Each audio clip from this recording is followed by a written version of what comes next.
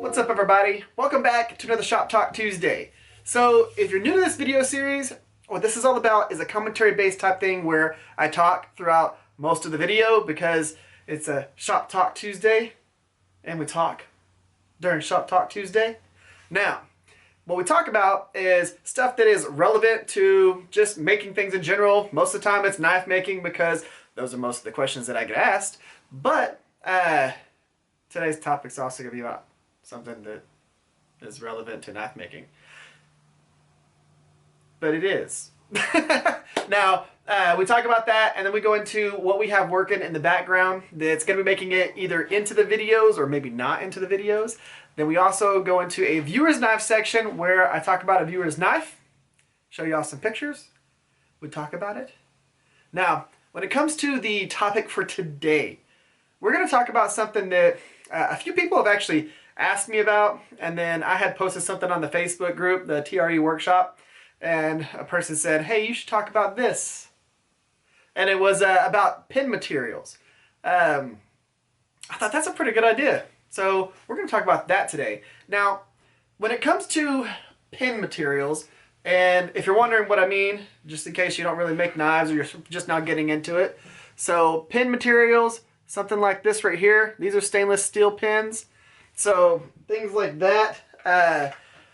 What I'm going to talk about today is how I choose what pin material I'm going to put in a particular knife. And then the different pin materials that I've worked with personally and the benefits to them. So now when it comes to you trying to decide what pin material you're going to use for a particular knife, a lot of that's going to be really you trying to decide what matches those particular scales, what finish you have on the knife. So like, let's say whenever I did these two, you've got black micarta pins because of the black liners that we used on this. This one we have copper pins because I wanted something that stood out a little bit different than brass or stainless steel. So a lot of that is just going to be depending on what type of materials that you're using. If you're making a real nice classic knife with just a simple wood handle scale, it's going to look really good with a stainless steel pin or a brass pin. Those are going to look really good because once you get it all polished up, those things just pop on nice natural woods. Now, if you're going to use a man-made product like G10 or micarta scales, using something like a micarta pin, like this right here, there we go. So this is a black micarta pin. This is kind of like a brownish, tannish micarta pin. These go real well with things like this micarta if you're wanting to blend it all together. Whenever you get it all said and done, it really makes it to where the pins don't even stand out. They look like it's all just one type of finish going all the way across it, which is really nice. Or you can get a little contrast, go with the black micarta pin and have a punch of color in it. So you got different options just really depending on what type of material you're going to be making these scales out of or you're going to be putting on the knife. Now, micarta pins. These right here, absolutely awesome. They're super easy to work with. The benefit to these versus metal pins is these don't get hot whenever, well, they get a little bit hot because you're grinding against it, but these don't get as hot as the metal pins. So if you have copper, those pins get hot very fast. They conduct heat super fast and they'll start dissolving your glue. These right here, you're not really going to have those issues whenever you're working with them. So this is something to think about if you're going to be putting some handle scales together and you're rushing and you need to really get in there and grind those pins super fast. So like whenever I see people do a Forged in Fire episode and they pick out copper pins or something like that, I just look at them going, wow, you're about to try and shape that handle in 3 minutes? You're just going to mess up all kinds of stuff because those pins are going to get super, super hot really, really fast. It's the same thing with brass and stainless steel. Those are going to get hot very fast, and you're going to end up messing up something. Something like this, you won't have to worry about that. Now, I've used other materials other than just micarta and steel. I've also used oak pins. So these are oak, pretty much dowels, and these are a little bit more precise measurements than just a regular dowel that you would get from like Lowe's. These are things that you would use if you were doing custom furniture and things like that. So they're just a little bit more precise, and they're really, really, really perfectly round. So these are nice, but I've done oak pins and knives before, and they turn out pretty cool. So you can use these as well, and it's one of those deals where whenever if you want just a punch of color of a different type of wood or different wood grain in your all wood handle, you can use things like this, and they work real well whenever you get done gluing everything together and all that. So something to think about, because you don't really see many people actually do the wooden pins. Everybody does brass or stainless steel, things like that. So that's an option that you can do if you just want all wood grain throughout the whole entire handle. There you go. Now, when it comes to the stainless, brass, copper realm of things, so you've got, of course, copper, brass, stainless steel. These are really just going to be personal preferences on what you think matches what you're going to be doing. So let's say you want to do a copper bolster on the knife. Well, you can do copper pins as well for both the pins that are going to go through the bolster, so that whenever you get them sanded down and polished, you can't tell that there's any pins in it. Same thing for brass, same things for stainless steel. But you can also, let's say you want to match your pins that are going through your wood or your antler or whatever for your handle material, you can match your bolster material with the pins so that everything goes good together and it's really cohesive. Because you'll see people that do like a stainless steel bolster and a brass pin, and I think, well, you could have just went with the stainless steel pin and everything would have went perfectly together. But, you know, people make their knives how they make their knives, and I'm cool with that. But it's something that I would be a little bit picky about if I was going to use a particular type of bolster material, which I do have a couple of knives that we're going to be making in the future that are going to have bolsters on them. Those I'll be using the matching pin material to whatever material I use on the bolsters. So that's the only thing that would really be my deciding factor between which one of these that I was going to do. If I'm doing a classic knife shape, I'm probably going to go something like this brass rod right here. If I'm going to do something I want to punch a color, that copper is going to look real well. If I'm going to do something that is super sleek and high polished and just looks real kind of modern, I'm going to go with a stainless steel pin, because I think that that lends itself really well to like a machined look. So that's what I would do on it. Now we're going to have, other than pins, what else goes through a handle? Lanyard holes. So you're going to have lanyard pins as well. Now both of these are hollow tubes. This is a 1/4 inch. This is a 3/16. I've actually been doing a lot more 3/16 pins lately, because this doesn't really, it's not as intrusive to the scales. And sometimes whenever I use the 1/4 inch, it's almost overkill for the paracord material that I use. So even if I'm just using regular paracord material, or if I'm using something like this smaller paracord, these both work perfectly with this 3/16 material right here. So both of these are made of brass. I don't have any stainless steel lanyard holes right now because I ran out of what I had. Now I do use stainless steel and brass lanyard holes, but right now I'm trying to decide which ones am I gonna, use more often. I will still be using some of the 1/4 inch here and there, but I am going to this 3/16 as my primary one, because like I said, I feel like it kind of just blends in to the handle scales a little bit better than going with something as large as the 1/4 inch. Now, all of these things are going to be personal preferences. What you decide to go with is going to be up to you. A lot of them are going to have the same type of strength as each other. Of course, the ones that are metal, those are going to have the most structural integrity. Then from there, it's going to be the micarta, and then from there, it's going to be the wood. But all of them are going to hold up really well to what you're going to be doing.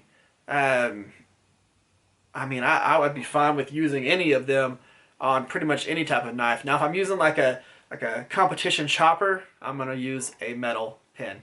So, something to think about there. But hopefully, that kind of clears up how I decide what I'm going to do whenever I make my knives. You know, the benefits of each thing when it comes to matching them up to handle materials and what you would use it for, and how I use my pins and how I decide what I'm going to use when I make a knife. There you go. Now, let's go ahead and jump into the next part of this. What do we have coming up? Well, one of those knives over there is going to be the next build. Like I talked about in the last daily vlog, we are going to be doing the Damascus build, and I did not want to start releasing the videos for that this week. I'm starting it this week, but I didn't want to start releasing the videos this week. I wanted to give myself some time to get into the motion of doing it, and then I'm going to be filming the whole entire time whenever I'm doing that stuff, but I didn't want to have to try and get to particular parts in the build process to be able to have a full video to release on Friday. So that's why I'm not doing that. I'm going to start a different build, but I'm going to be doing the Damascus build at the same time and filming it and doing all that stuff, and then I'm going to start releasing that whenever we finish this next build. This next build is going to be pretty simple. It is going to be a 5160 knife. Which 5160? Who knows? But we are going to be doing a 5160 knife, and then we're going to start releasing the Damascus build, and then we're going to go into the 1/4 inch thick ADC RB2 EDC kukri build. So we're going to have that. Now, that's what's coming up. I did do something today that I didn't really film, but I probably should have. I went ahead and made the sheath for this knife right here. Just a nice sleek sheath. This one I really like because the way that I did it, you can't really see it that well, but as you start pulling the knife out and pushing it in, the sheath actually opens up right there and goes around the ricasso area. So that part never actually touches the sheath. There's a pretty cool little test design that I tried out right there. I thought that was kind of cool. But this thing is real nice. Like the way that turned out. This is going to be one of my new EDCs. This was a collaboration knife with myself and Jeff Peters. He's one of the Forged and Fire champions. He did the Messer sword, and it's on season 6, like episode 18. It just came out on Netflix. So that was one of my first collaborations that I ever did, and that was whenever I had just started making knives. So it's really cool, and it's always fun doing a collaboration with the Forged and Fire champion. So it's pretty cool. Now, when it comes to the viewers knife section on this, I had asked y'all a little while back. I wanted somebody to send some pictures of their first knife and then their last project that they just finished. And I had someone do it, and it was a couple of weeks ago. Now, of course, it's Dave Sizemore, and he follows the instructions real well. So this is going to be his comparison from his first knife to one of the knives that he had just completed, and that way you can kind of see the progression and what he was doing when he first started off and decisions that he made then versus what he has now. Now, I'm going to go ahead, do the cutaway. This is a picture that just has both of them side by side. So I'm going to do the cutaway so that y'all can actually see it while I explain what I'm talking about with this comparison. And we'll leave it at that. And we're going to go ahead and cut away now. So like I said, we've got two knives by Dave here. We've got the left one, which is his first knife, versus the right one, which is a more recent knife. Now you could tell the design choices as he progressed through time and finish choices, things like that. So let's start with the blades.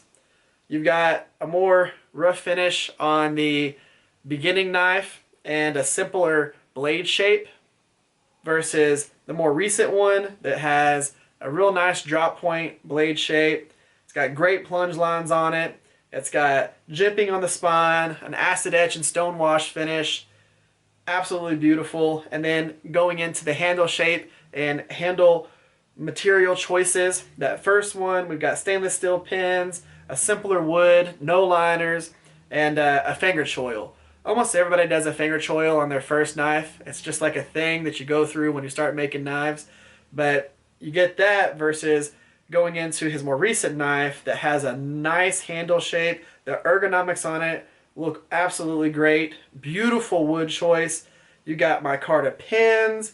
It looks like there's a liner on there. You got a lanyard tube. You got a nice lanyard with bead. Those are all great choices.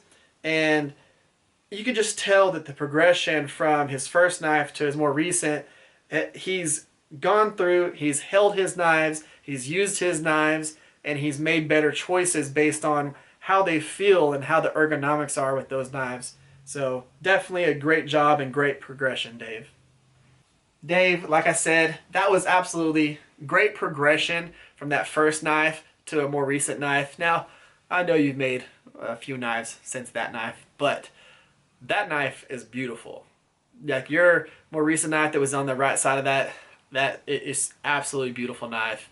Every choice that you made on that knife was amazing. So, good job.